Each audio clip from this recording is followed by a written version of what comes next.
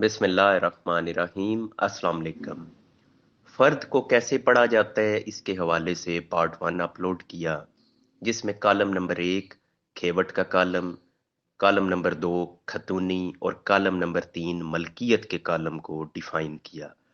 आज आते हैं कॉलम नंबर 4 के ऊपर, जो काश्तकार का कॉलम है, कल्टीवेटर का कॉलम है। इसके अंदर कौन कौन सी एंट्रीज होती हैं, कौन सा लफ्ज किस बात को जाहिर करता है, वो आप ये तफसील से सुने। आपको इंशाल्लाह अपना फर्द पढ़ने में आसानी होगी। सबसे पहले तो नाम लिखा जाता है। नाम का वही तरीकाकार है, नाम, वल्दियत, कौम, सकना, और अगर कोई कंपनी है तो उस कंपनी का नाम इधर आ जाएगा। अब पहला सिनारियो ये है कि जो मालकान है अराजी के, वो खुद ही अपने रकबे को काश्त कर रहे हैं। अब अगर अकेला मालिक है तो उसका नाम लिख के नीचे आ जाएगा खुद काश्त, और अगर एक से ज्यादा मालकान है तो फिर तमाम के नाम आ जाएंगे अगर वो सारे मिलके काश्त कर रहे हैं। अब एक सिचुएशन ये है कि मालकान तो ज्यादा हैं लेकिन उनमें से एक बंदा एक मखसूस खेत को काश्त कर रहा है। जिस तरीके से आपस में खानदानी एक तकसीम कर ली जाती है, खेत बांट दिए जाते हैं, फलां खसरा ये शख्स ले ले, दूसरा कोई खसरा किसी और को दे दिया जाता है, तो उसमें अब एक खसरे को एक ही शख्स काश्त कर रहा है तो फिर उसका नाम अकेले आ जाएगा कि इस खेत को फलां शख्स बतौर हिस्सादार मालिक वो इसको काश्त कर रहा है। अब अगर अनकल्टिवेटेड लैंड है, यानी कोई ऐसी जमीन पड़ी हुई है जिस पे काश्तकारी नहीं हो रही, तो उसका फिर लिख दिया जाएगा मकबूजा मालकान, कि यानी जो मालिक हैं वो इस पे काबज हैं लेकिन वो काश्त नहीं इसको कर रहे।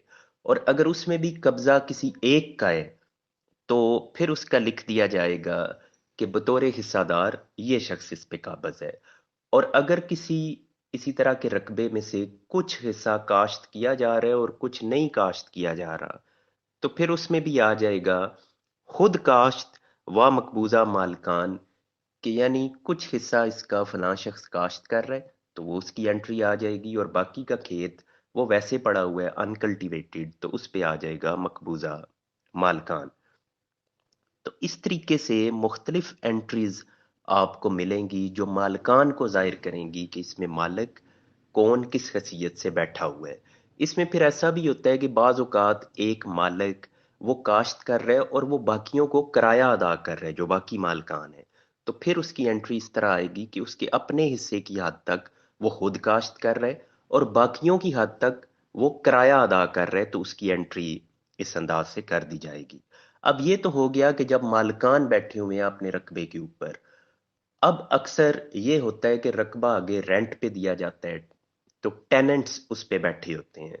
तो जब टेनेंट्स होते हैं तो उनकी क्या हैसियत होती है।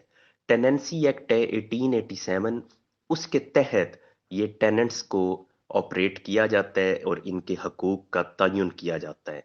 सबसे टॉप पे टेनेंट्स आते हैं जिन्हें कहा जाता है ऑक्यूपेंसी टेनेंट्स। ये वो टेनेंट्स हैं जो अरसा दराज से 100 साल से वहां बैठे हुए हैं उन जमीनों के ऊपर।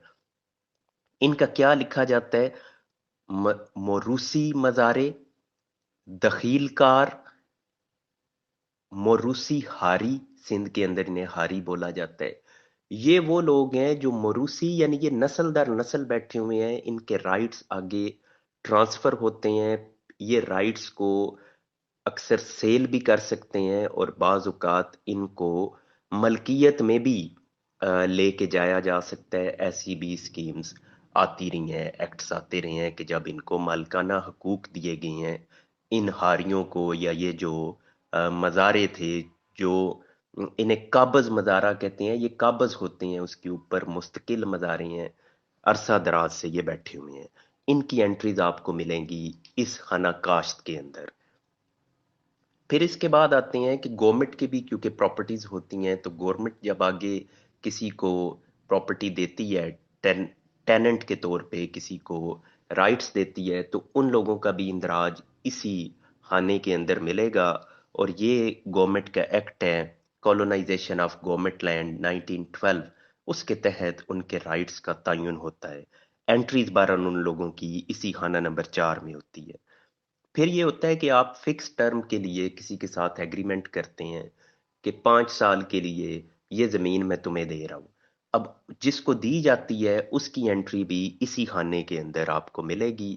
اب یہ بات آپ سمجھ لیں کہ جب آپ 1 سال سے زیادہ عرصے کے لیے کسی شخص کو اپنی پراپرٹی دیتے ہیں تو پھر قانون یہ کہتا ہے کہ اس کا اندراج ریکارڈ کے اندر ہونا چاہیے، انتقال درج ہونا چاہیے، اور اس کا نام خانہ کاشت کے اندر آنا چاہیے کہ فلاں شخص اب اس کو کاشت کر رہا ہے، اور وہ حوالہ بھی ہو کہ یہ کس ایگریمنٹ کے تحت یہاں بیٹھا ہوا ہے۔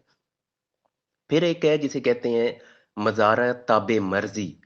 اب وہ جو پہلے ہے جس کا ذکر کیا، وہ عرصہ دراز سے بیٹھے ہوئے ہیں۔ یہ جو تاب مرضی ہے یہ اتنا لانگ ان کی یہاں انٹریز نہیں ہوتی ہیں، اور انہیں تاب مرضی کہا جاتا ہے۔ یہ آپ کی مرضی یعنی مالکان کی مرضی سے ادھر بیٹھے ہوئے ہیں، اور وہ ان کو ریموو بھی کر سکتے ہیں۔ جو پہلے ہیں انہیں آسانی سے ریموو نہیں کیا جا سکتا، جو مستقل ہیں یا جو دخیل کار ہیں، موروثی ہیں جو۔ اور جبکہ یہ جو ہے ان کی جگہ بعض اوقات لکھا جاتا ہے مزار تاب مرضی کی جگہ آپ کو انٹریز ملیں گی غیر موروثی، غیر دخیل کار اور غیر مستقل۔ اب اس کے بارے میں بورڈ آف ریونیو نے ایک نوٹیفیکیشن میں کہا کہ یہ جو انٹریز ہیں تاب مرضی کے بارے میں آپ نے یہ انٹریز نہیں کرنی، جو انہیں کہا جاتا ہے غیر موروثی، غیر دخیل کار اور غیر مستقل۔ یہ یعنی جو ٹرمز ان کے لیے استعمال ہوتی ہیں یہ نہیں کرنی، کیونکہ ان کا مطلب کچھ اور ہے۔ مزار تاب مرضی وہ ان ٹرمز کے اکارڈنگلی ان کے رائٹس نہیں ہوتے۔ پھر ایک اور ہے، وہ یہ کہ ایک شخص ہے وہ آپ کی زمین پہ قابض ہے، اس کو وہ کر رہا ہے، کاشت کر رہا ہے، لیکن وہ آپ کی رضامندی کے ساتھ نہیں کر رہا، وہ ایک طرح سے زبردستی ادھر بیٹھا ہوا ہے، تو اس کی انٹری پھر ادھر ہوگی صرف قابض کی حیثیت سے کہ یہ قابض ہے۔ یہ کیا ہے، کون سی ادروائز جو کیٹاگریز ہیں ٹیننٹس کی، ان کی کیٹاگری میں یہ نہیں آتا کیونکہ وہ کرایہ ادا نہیں کر رہا، تو وہ اس کا کیا ہوگا، صرف قابض کی انٹری ہوگی۔ اور اس کا جو انتقال درج ہوتا ہے اسے نام دیا جاتا ہے تنازع حقوق کاشت، کہ کاشت کے اوپر تنازع ہے، وہ شخص کہتا ہے کہ میں ٹیننٹ نہیں ہوں، جبکہ مالک وہ یہ کہتا ہے کہ یہ میرا ٹیننٹ ہے، تو اس کا پھر اس انداز سے درج ہوگا۔ پھر ایک ہے کہ پارٹنرز ان کلٹیویشن، کہ آپ کا کوئی ٹیننٹ تو نہیں ہے، ٹیننٹ تو وہ ہے جو آپ کو کرایہ دے رہا ہے، لیکن ایک شخص ہے وہ بطور پارٹنر آپ کے ساتھ آپ کے رقبے کو کاشت کر رہے، تو پھر اس کی انٹری بطور پارٹنر کی ہوگی کہ آپ خود کاشت بھی کر رہے ہیں، یعنی مالک کی حیثیت سے بھی، اور ساتھ میں یہ شخص بطور پارٹنر آپ کے ساتھ اٹیچ ہے۔ پھر اس میں جو تاب مرضی آپ کے کوئی ہوتا ہے ٹیننٹ، وہ اگر آگے کسی کو سب لیٹ کرتا ہے، وہ مزید آگے اپنا کوئی ٹیننٹ رکھ لیتا ہے، تو پھر ان کی انٹریز ہوں گی کہ یہ اول مزارع ہے اور یہ دوئم مزارع ہے۔